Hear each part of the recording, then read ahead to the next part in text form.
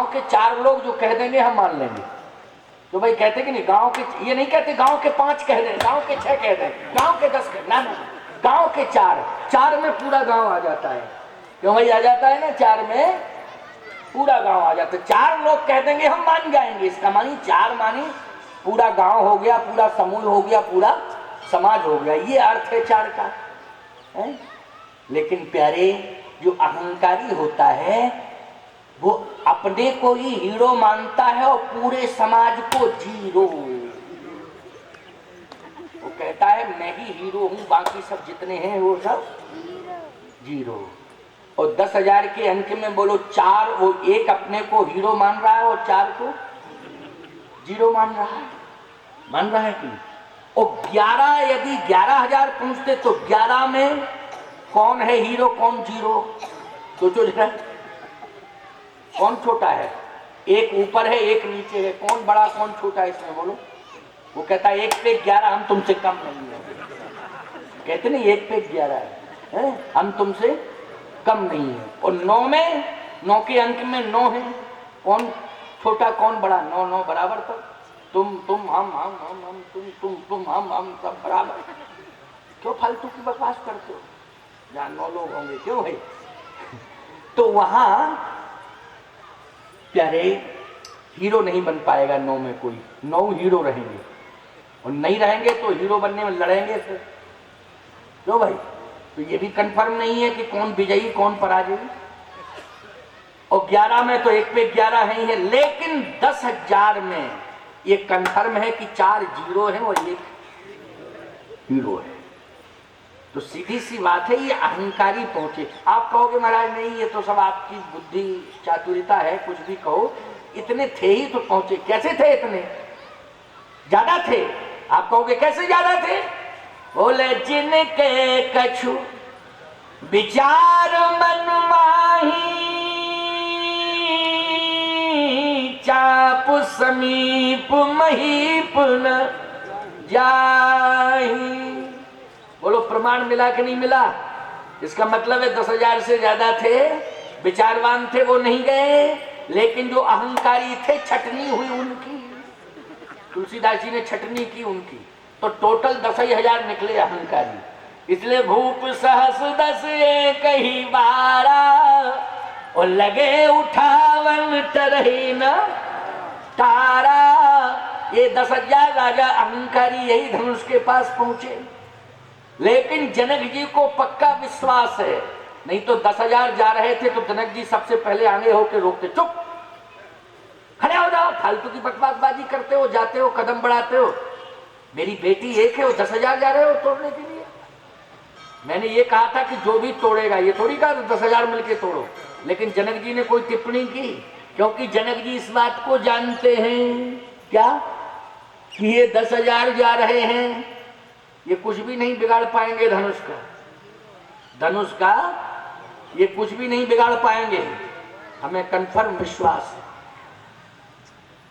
है पूरा। अच्छा, फिर धनुष को तोड़ने के लिए कौन आया है? आपको ये भी विश्वास है? जनक जी बोले ये भी विश्वास हो गया। कैसे? बोले सहज विराग रूप मन मोरा,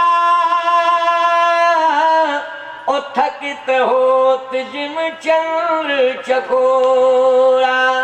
इन्हीं बिलोकत यति अनुरागा, बरबस ब्रह्म सुख मन त्यागा। इन्हीं बिलोकत अति अनुरागा, बरबस ब्रह्म सुख मन त्यागा। मैंने समझ लिया कि मेरे सामने ब्रह्म आ गया है, और ब्रह्म आ गया है तो वो ब्रह्म है कहाँ? जनक जी बोले वो बैठा हुआ है सामने। तो वो ब्रह्म तुम्हें किस रूप में दिखाई दे रहा है? निर्गुण रूप में कि सगुण रूप में? जनक जी बोले ना निर्गुण रूप में ना सगुण रूप में, दामाद के रूप में दिखाई दे रहा है। ना हमें निर्गुण ना सगुण, किस रूप में दिखाई दे रहा है? दामाद के रूप में। जनक जात अवलोकहि कैसे, सजन सगे प्रिय लागहि जैसे। हमें तो दामाद के रूप में दिखाई दे रहा है, क्योंकि बरसावरो जाने की जोगू, ये सांवला सांवला बरही जानकी के योग है। तुलसीदास जी बोले थोड़ा रुको। गंगेश्वर नाथ जी ने कहा कि और क्लियर कर दो, क्या एक ही बर नहीं है? फिर बोले राम लखन दो बंधु बर, एक ही बर नहीं, दोनों बर हैं, एक बर नहीं दोनों बर है। अच्छा सही बताओ, जनकपुर में ये दोहा है कि नहीं? राम लखन दो बंधु बर, रूपशील गुण धाम, लिखा है कि नहीं लिखा है? तो राम लखन दो बंधु बर का दोनों बर है, ये राम जी भी बर हैं और लक्ष्मण जी भी बर हैं। गंगेश्वर नाथ जी बोले कह दो दो बर और हैं अभी। बोले बर तो हैं 4 बर, यहाँ 2 पहले एडवांस में आ गए, वो 2 बर अभी पीछे आने वाले हैं, क्योंकि तुम्हारे 4 कन्याएं हैं और चारों का विवाह एक ही साथ होगा। तो जनक जी बोले ऐसा तो कोई नियम है कि चारों का एक ही साथ हो?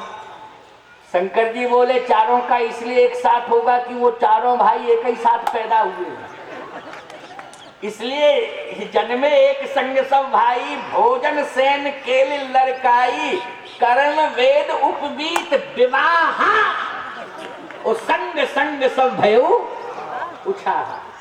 इसलिए बर 2 नहीं है, बर है 4 हैं। तो जनक जी बोले 2 को तो हम देख रहे हैं, 2 कैसे? 2 तो आए नहीं सामने। शंकर जी बोले 4 रूप शील गुण धामा, लेकिन तदपि अधिक सुख सागर राम, तदपि अधिक सुख सागर राम। 4 रूपशील गुण धामा, चारों रूपवान हैं, शीलवान हैं और गुणवान हैं। बोलो प्रमाण पत्र मिल गया कि नहीं मिल गया? इसलिए अब सोचने की जरूरत नहीं है। जनक जात अवलोक कहीं कैसे, और सजन सगे प्रिय लागहि जैसे। मैं एक बात कहता हूं, जनक जी ने रावण को भी बुलाया, क्योंकि कहा था चिंता मत करो, मेरी जिम्मेदारी है कि धनुष सुरक्षित रहेगा, और इसलिए बुलाया है कि आ जाओ, ले जाओ, ले जाओ। नहीं ये कहोगे कि हमको सूचना नहीं दी, तुड़वा दी जाओ, हमको सूचना देनी चाहिए थी। तो दीप दीप के भूपति नाना आए हैं, सुन हम पन ठाना। तो भूपत नाना में रावण भी आ जाता है कि नहीं आ जाता? भूपत नाना में रावण भी आ जाता है निश्चित। रावण कुंभकर्ण के साथ आया, कुंभकर्ण के साथ, बाणासुर के साथ, कुंभकर्ण बाणासुर के साथ आया। बाणासुर को साथ लेके जब रावण आया तो रावण ने धनुष को देखा, बाणासुर से कहता है क्यों भैया? बाणासुर बोला हाँ। रावण बोला क्यों भैया? बाणासुर शर्त यह है कि जो इस धनुष को उठाएगा और तोड़ेगा उसी के साथ विवाह होगा। तो सही बताऊं, यही वो धनुष है, इसको मैं उठा नहीं पाया। और जब मैं नहीं उठा पाया तो तुम जाओगे उठाने के लिए? बाणासुर बोला जब तुम नहीं उठा पाया भैया तो मेरी क्या औकात है उठाने की, मैं क्यों उठाऊंगा? तो रावण बोला इसी में सार है कि बस धनुष के पास ही मत जाओ, छुओ नहीं उसको। रावण बाण छुआ नहीं चापा। क्यों भाई? रावण ने और बाणासुर ने तो धनुष को छुआ ही नहीं, ये 10,000 तो छुए हैं, गए हैं ना। तमक ताक तक शिव धनु धरई, ये तो गए हैं, लेकिन रावण बाण मानी बाणासुर छुआ नहीं चापा। देखते ही हारे सकल भूप कर दापा। रावण बाणासुर छूने की हिम्मत नहीं कर रहे हैं क्योंकि इस धनुष को समझ रहे हैं। अच्छा, और जैसे ही रावण पहुंचा तो पार्वती जी बोली देखो फिर नालायक आ गया, देखो फिर आ गया। ऐसे टाइम पर माना नहीं, देखो फिर आ गया हूँ। शंकर जी बोले चिंता मत करो, आ गया तो आ गया, आ जाने दो। अरे बोले जैसे कैलाश पर्वत उठा लिया था तो इसी को फिर ना उठा ले। तब शंकर जी बोले नहीं उठा सकता है, जब एक बार हाथ से खिसक गया उठा नहीं पाया। पार्वती जी बोली बहुत समय हो गया, हो सकता है कि धनुष की क्षमता वजन की घट गई हो।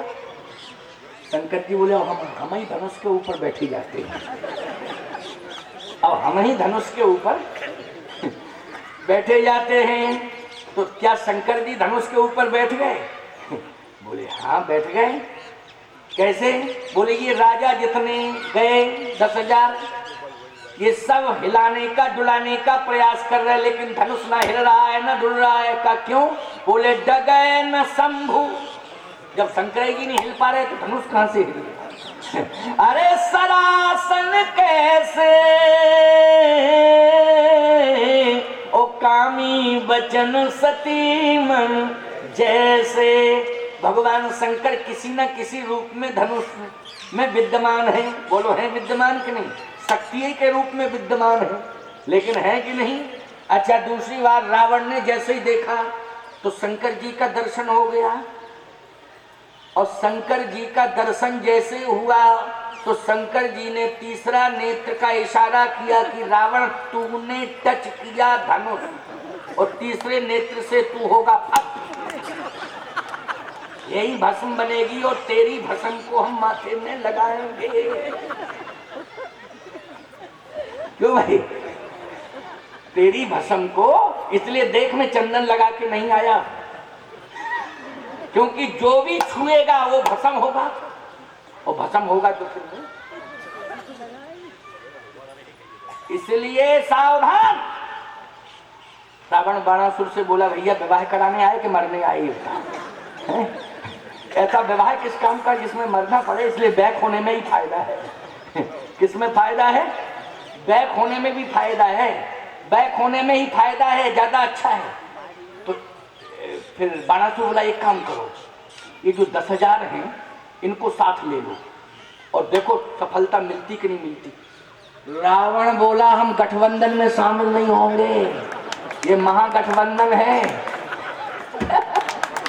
तो भाई इस महागठबंधन में, ये बेवकूफों का महागठबंधन है, हम इसमें शामिल होने वाले नहीं है, इसलिए बैक होने में ही सार है। मैं कहता हूं इन बेवकूफ महागठबंधनों से अच्छा तो रावण ही था। ये तो महागठबंधन वाले रावण से भी गए बीते हैं। तो भाई जरा सोचो विचार करो, इसलिए ध्यान से सुनो, जरा समझने की कोशिश करो। रावण ने कहा कि नहीं नहीं, अब धनुष के पास जाने की जरूरत, इसलिए रावण बाण छुआ नहीं चापा, हारे सकल भूप कर दापा। अब महाराज श्री जनक रोने लगे, आंसू निकाल दिए। जब आंसू निकाले, याद रखना जो भक्ति को प्राप्त कर लेता है परमात्मा उसके आंसुओं को देख नहीं पाता है। जिसके जीवन में भक्ति आ जाए, और जनक जी को सीता रूपी भक्ति मिली कि नहीं मिली? मिली कि नहीं मिली भक्ति? सीता रूपी भक्ति किसको मिली? जनक जी को मिली। अच्छा, भक्ति जिसे मिल जाए, ईमानदारी से बताओ उसके आंसुओं को परमात्मा कैसे देख पाएगा? क्योंकि आंसू एक समस्या है और परमात्मा उसका समाधान है। परमात्मा क्या है? समाधान है प्यारे। आंसू कैसे निकलेंगे जनक के? निकलेंगे तो कैसे देख पाएंगे? भगवान राम कैसे देख पाएंगे? राम जी ने जैसे जनक जी महाराज के आंसुओं को देखा, याद रखना अपने गुरुदेव को प्रणाम किया, गुरुदेव को प्रणाम किया, याद रखना। लेकिन यहाँ पर गुरु ही समस्या का समाधान है। परमात्मा तभी समस्या का समाधान करता है जब गुरु मेहरबान हो जाता है। तो भाई गुरु जब मेहरबान हो जाता है तभी परमात्मा समस्या का समाधान करता है। बिना गुरु के मेहरबान हुए परमात्मा एक डग भी आगे नहीं बढ़ाता है। इसलिए गुरु को प्रसन्न करो। किसे प्रसन्न करना है? गुरु को प्रसन्न करो। विश्वामित्र